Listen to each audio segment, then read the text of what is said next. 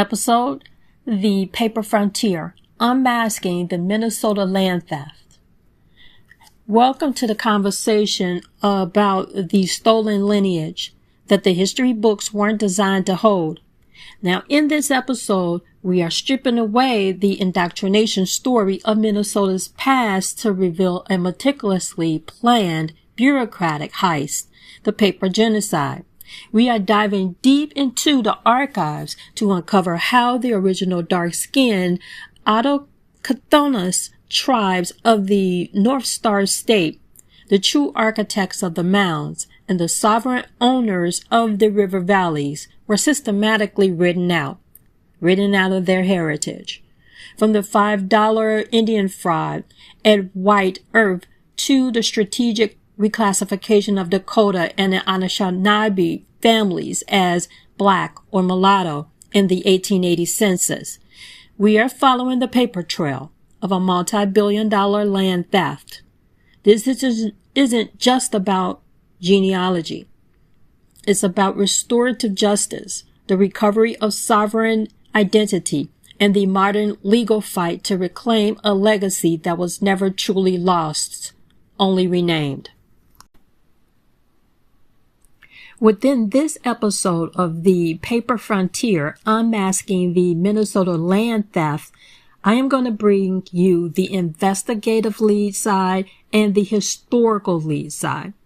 Now, they tell you history is written by the victors, but in Minnesota, history wasn't just written. It was edited. It was erased. And the more you begin to ponder on this, you'll get steadfast to the meat of all of this. We're talking about the land of 10,000 lakes, but also the land of 10,000 lies. If you look at the official maps, you see names like Dakota and Ojibwe. But if you look at the census records, you'll see a magic trick. A man goes to sleep an American Indian. He is the original owner of the Minnesota River Valley and wakes up marked with an M for mulatto or a B for black. Why? Because you can't steal land from a sovereign nation, but you can steal it from a colored citizen. Today, we are drilling deep into the paper genocide. We're talking about the $5 Indians, the fraudulent white earth rolls, and the dark-skinned tribes who were reclassified out of their own inheritance. This isn't the indoctrination story you got in 4th grade.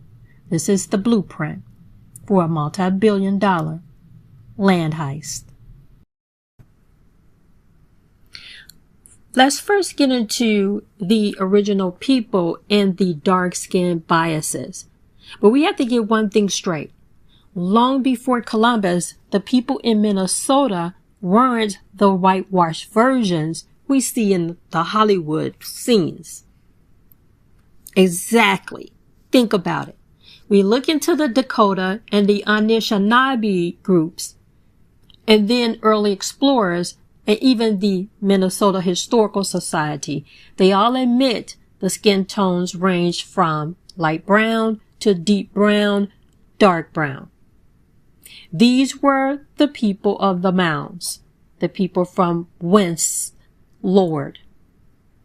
Now, when we mention the Mounds, people think they're just hills. They're cathedrals. Indian Mounds Park in St. Paul, the Grand Mound up north, these were high civilization centers connected to Cahokia. But here's the kicker. When the scholars from the Smithsonian Institution came in the 1880s to dig them up, they found remains that didn't fit the primitive narrative. They found people who had been there for 12,000 years. And when the land grabbers saw the physical appearance of the survivors, the dark skin, the distinct features, they realized they had a problem.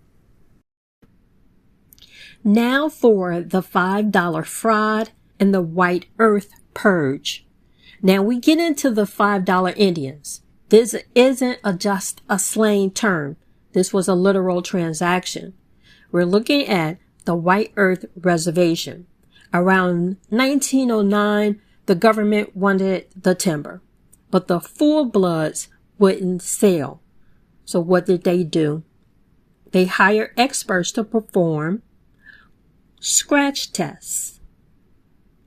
Now, I read some of the affidavits. I've done some of the research, and we have elders like Indian chiefs Mayzuka Kegsjig, and I'll spell it Mayzhuckegeshig for pronunciation. He stood up and testified.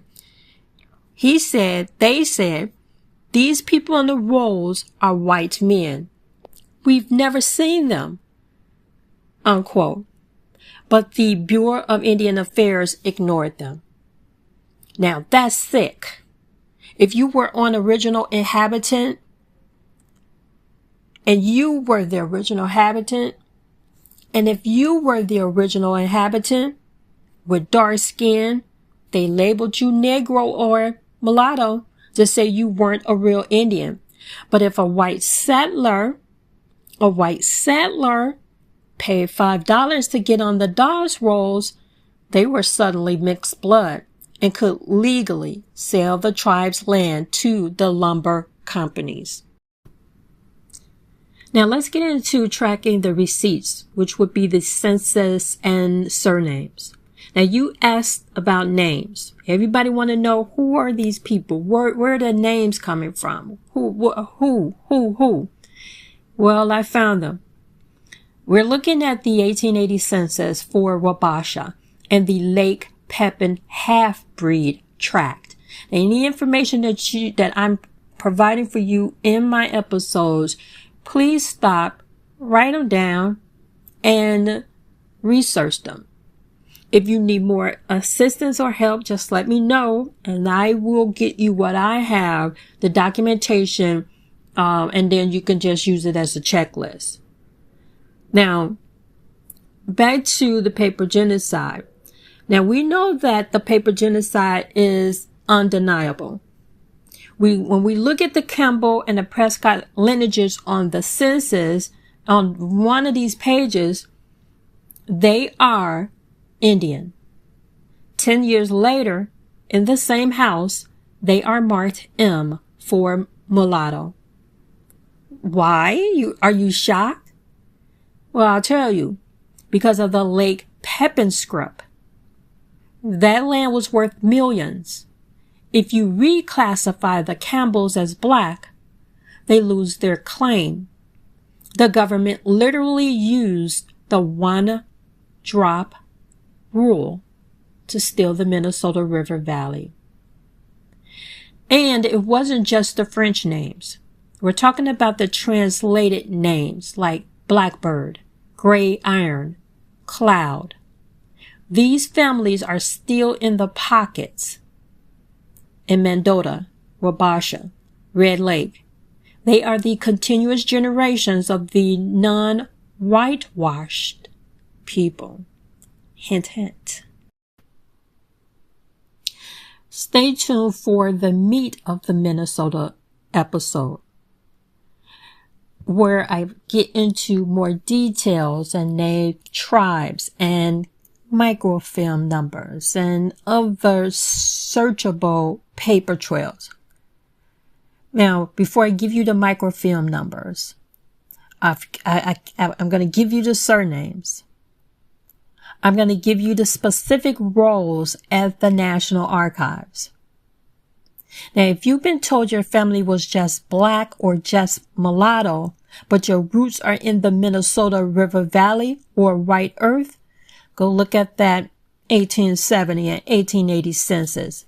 Look at the color scheme, look at the color column, right? Look for the strike-throughs. We already know how the strike-throughs look.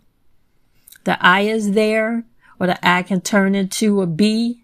They don't even have to scratch it out or white it out, but you'll see the beginning of that, the head of the I, the feet of the I, and the back of the eye. I mean, the body of it, the spine of it. And then it will turn into a B, right? And then they'll write out the bottom to make that M. So you have to look for the strike-throughs, because it has been done by people even of today. There is 1950 censuses that just dropped, and you better believe in those 1950 censuses, those working at the Census Bureau in the past 2 or 3 years, 5 years, 2025, have been changing information. Now, the paper trail is here. The land is still here. It's in Minnesota. This is the episode we're talking about. The people are still here. Now, this has been the paper frontier. Stop following the indoctrination. Start following the receipts.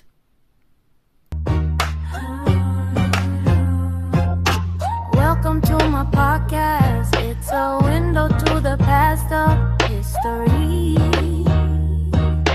ancestry, and genealogy, not a story.